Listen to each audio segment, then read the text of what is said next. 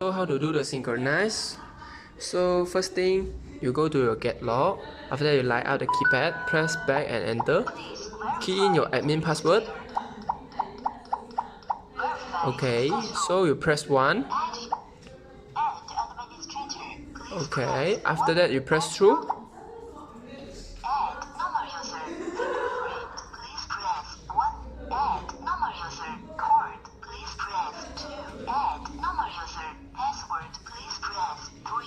Okay, so at the remote, press 4.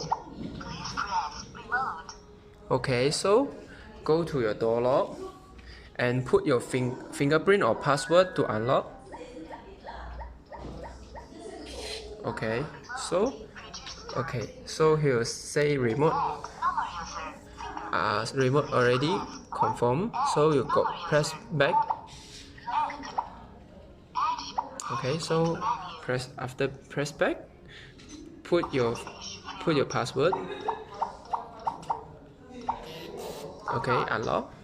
So we'll unlock together. So this is the how to add the synchronize.